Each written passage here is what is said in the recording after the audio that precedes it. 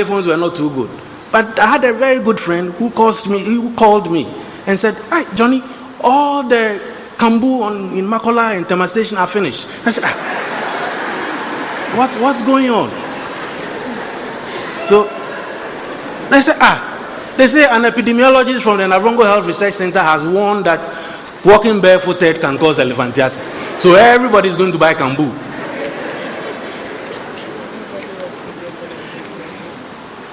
But once you engage them and you begin to build mutual trust, they write these things, they send it to you, you edit. Some of them don't like that. And I tell them, I'm not editing your style, I'm only editing the facts. So someone like Rosemary Adefio from Daily Graphic, I worked with her for a very long time to try and educate the people and all that. So it is possible to work with the press to achieve some progress. So moving forward, we need to address the social structures within which these entities flourish. We need to invest in research and development for new diagnostics and drugs. And developed countries must also provide access to their medicines and innovations for the elimination of these diseases. And I think now there is that kind of corporate social responsibility building up in big pharma. We have GSK, we have Merck, and now many more other people coming on board to provide their medications for free. Somebody says, well, when they do it, they claim it back as tax relief or whatever. So, well, I'm not interested in that. The important thing is that they have seen the need that these medicines cannot be procured in these parts of the world, and therefore they are making a contribution. Mr. Chairman, in conclusion, I think that disease eradication as a public health strategy can be very, very effective,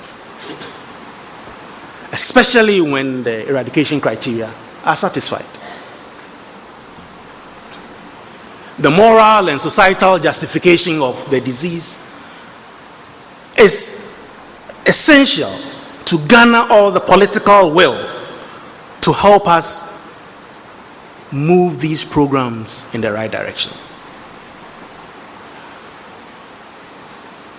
A cost-benefits analysis, especially doing an eradication investment case portfolio, is very critical.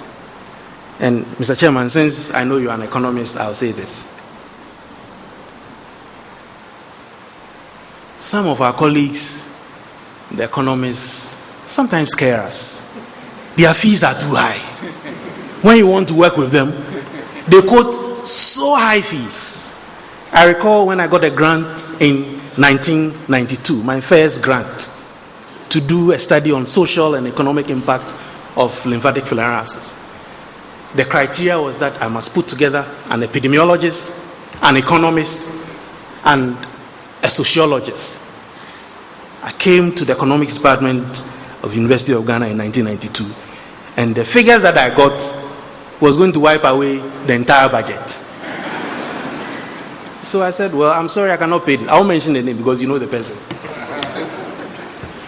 So we had to do with some half-half economists.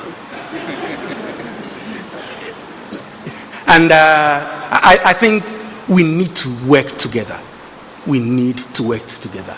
Because without that, we are not going to make progress. Some countries have made it through this process. It means it is feasible. Japan has made it. They've eliminated lymphatic filariasis. China has made it. We've given them the certificate. They are on the verge. They are now doing surveillance. The Solomon Islands has done it. Our next door neighbor, Togo, now they are in the surveillance phase. Ghana, now in about 3 or 4 districts in central region, we've almost interrupted transmission. So it means that it can be done. It is doable. Let us gird our loins. move together, mobilize the resources, and get going. Because we cannot afford to allow our people to continue to suffer from these grotesque swellings forever. Disease elimination and lymphatic filariasis elimination, for that matter, is possible and feasible. So let us arise and build.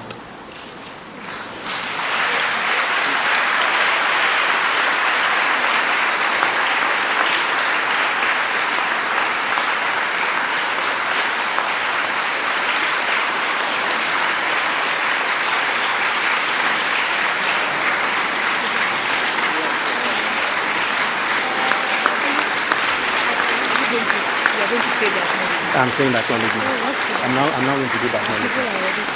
Yes, I don't continue. I thank you. I want to acknowledge a couple of people. You may please sit. You may please sit. Thank you. I want to acknowledge some people. My teachers. The late Professor Hatanadi was my professor of community health. And Professor Ernestina Adi, who is still around helping the medical school in Kumasi. These were two teachers who really helped me in community health. Professor Parry, who was the dean of the medical school when I was there, probably taught me my first principles of epidemiology. He said, when a patient sits in front of you, you must ask yourself, why should this person who comes from this place fall ill in this way at this time? So if you are sitting in Bolga Hospital in March or January or thereabout, and you get a patient sitting in front of you complaining of headache and fever, do not assume that it is just malaria. It could be the beginning of a CSM epidemic.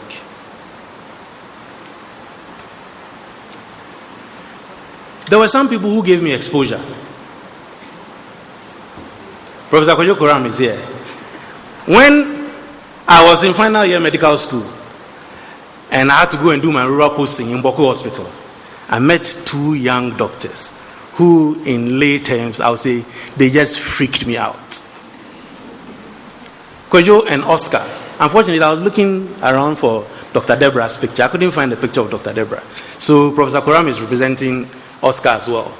I mean, they made me love public health. The public health that had been taught in medical school was something, you know. And everybody who thought they were good wanted to do obstetrics and medicine or surgery. It's those who were perceived not to be good enough who went to do community health. That was the perception. But I found this young man who actually excited me. Kojo, thank you. You don't know what happened those days. Professor Ross, Ghana vitamin A supplementation trials, he was so helpful. And Dr. Tori Godal, I stand up for him. He gave me my first grant, $5,000. And Mr. Chairman, I think we must begin to do some of these things here. I put in an application for about $120,000. And my proposal was reviewed with a very heavy pen. And I did not make the mark. But TDR have what they call the Director's Initiative Fund. The director just reviews some of the rejected proposals and say, this is a brilliant idea. Maybe the guy didn't know what it's about. Let us give him some small money to go and develop his thoughts. That one is not reviewed by anybody. That is the director's position. Director's Initiative Fund. So he looked at my proposal and gave me $5,000. And they will say the rest is history. Ghana Health Service, Dr. Adibo, I'm sure he's here. And Uncle Sam. And another picture of Professor Binga that many of you will not recognize. I decided to bring this up because This was our days in Navrongo. Thank you, Fred, Uncle Sam, and Dr. Adibo for providing the kind of mentorship that you did along the line. And when it comes to lymphatic filariasis, there have been 3 key people around the world who have actually influenced my life and basically held my hands. Eric Otterson, C.P. Ramachandran from Malaysia, Eric is from the US, and David Molyneux from Liverpool. They have been so supportive. Sometimes you need a godfather to help you in these things. You need somebody to hold your hand, and you need somebody to say that, oh, Johnny can do it. This is what we need. Moses, I'm sure he's somewhere in the crowd. Mwele from Tanzania, and my good friend who passed a couple of months ago on the job, working on lymphatic filariasis, Likizo Mobila. On the African continent, they've been so helpful and so supportive. I thank them all. The program managers from across Africa and Asia, from who have benefited so much. You know, sometimes when you get to a certain leadership position, people do work and you take the glory. Many of them have done a lot of work, which has basically given me a lot of opportunities. And I thank them all. Our research centers, the Ghana Health Service. Many of you know that I came out of the research centers. And here I'm just representing by their current directors. It should be Abraham Odro, not Abraham Watson. I missed it. Abraham Odro is currently the director of Navrongo. Margaret is the director of Dodoa. And Oe Setu Uzweje is the director for Kintampo. My work as director for research and development in Ghana Health Service was largely successful because of the cooperation and collaboration of these 3 centers. And of course, now Abraham Hodgson, who is the director at Accra, at the national level, representing all the people from that place. I can't show all their pictures, so I decided to list them all. They've all been so supportive, so helpful in helping me get to where I am today. School of Public Health. Professor Fusama, we saw him yesterday. He said on Monday, he said he wasn't sure that he would be able to make it. He basically called me and said, look, Johnny, you need to join the School of Public Health. That was 1 year after he came, and I walked on the fringes for a very long time. Dr. Rapa came and encouraged. Professor Kwachi came and encouraged. And I was considering and contemplating. And it was when Chief Zubridaya came when I actually decided to leap. So thank you all for your support. Noguchi. Most of my work has been with Noguchi and the LF Support Center in Noguchi. Professor Mike Wilson and Professor Boachi, whom I've worked and published a lot with, who unfortunately is stranded in Addis Airport because Ethiopian Airlines decided to cancel their flight. So he's not here. And of course, David, who has helped me a lot, Professor Foreji, in all my work that I've been doing. Family. I want to recognize the effort of my late mother in nurturing me to this stage. And my father, who is seated here in the front row.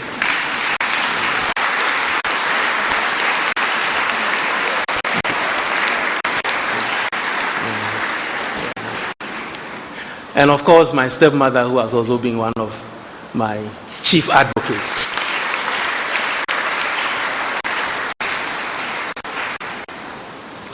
I have so many sisters, so they could not fit into the picture. So those who were present at some church service, I decided to acknowledge them. They are representing all my sisters, my numerous sisters. And the girls,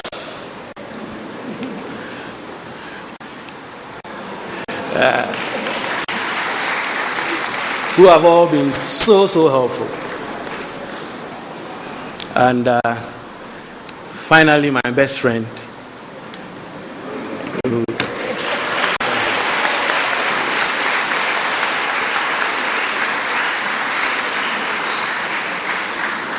who have all tolerated me to come this far. Somebody may say, how did it all happen? I've heard a few people say, Johnny has been lucky. Some say I've been at the right place at the right time. Others say I work hard. And there are even some who say I'm smart.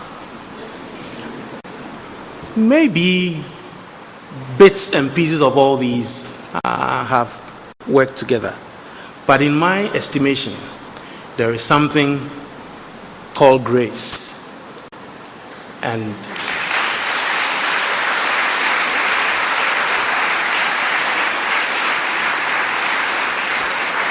it is this grace that continues to abound for me and grows from day to day. And this is what has brought me this far. I thank you for your attention.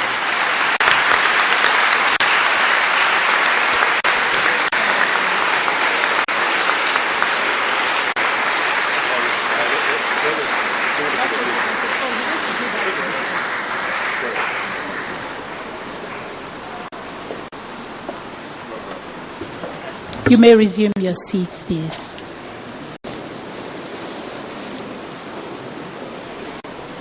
I'd like to acknowledge the presence of St. Thomas Aquinas Senior High.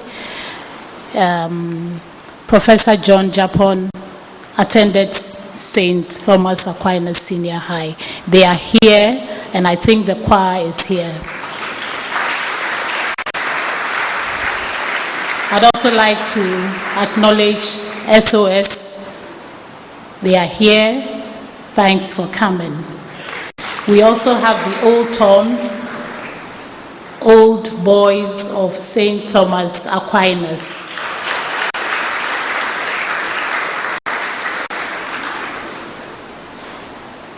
I see some from also the Joint Church, Tema. That's where Professor John Japon is. The St. Thomas Aquinas Senior High will do, the choir is here and they have requested to sing. So we would allow them just a brief time to do Professor Japon the honor.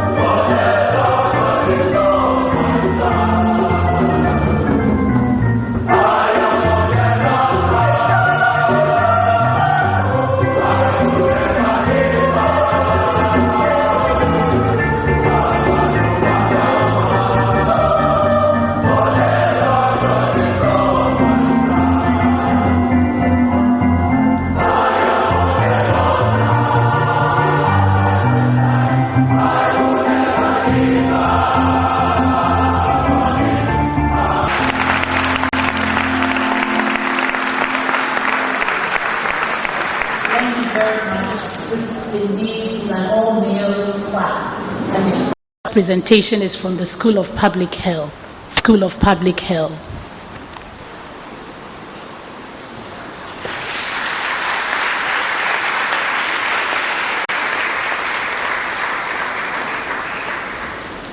Hey, your face has been covered by the flowers.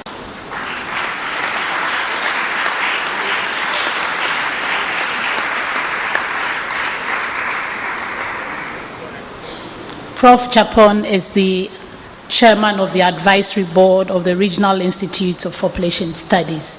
They are going to do a presentation to him.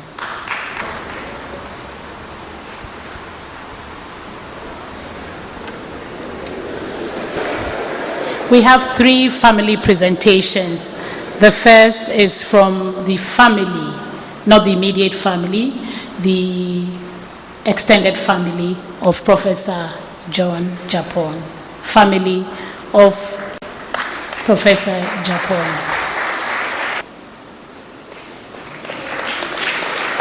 Thank you.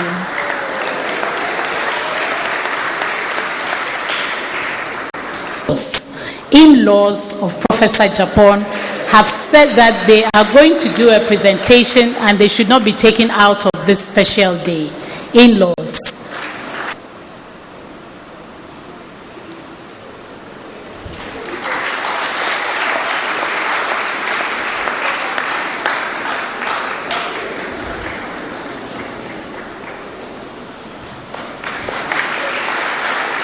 The final presentation is from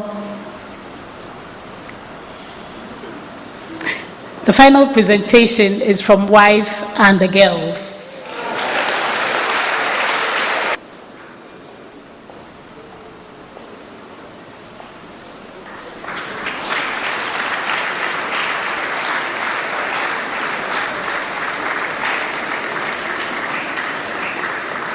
Yes. And then one. Oh dear. Please allow them to make it more. That's right. Thank you.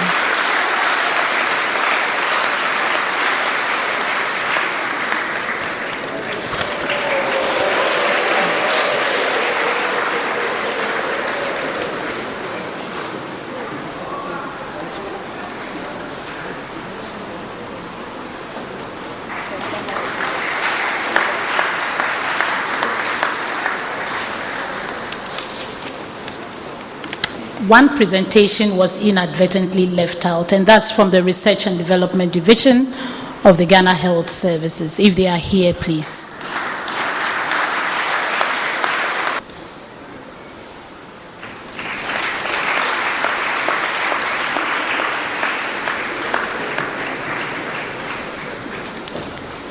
Thank you very much. The Vice Chancellor in the chair would now give his closing remarks. Pro-Vice Chancellors, Provosts of the College of Health Sciences, Registrar, Deans, Directors,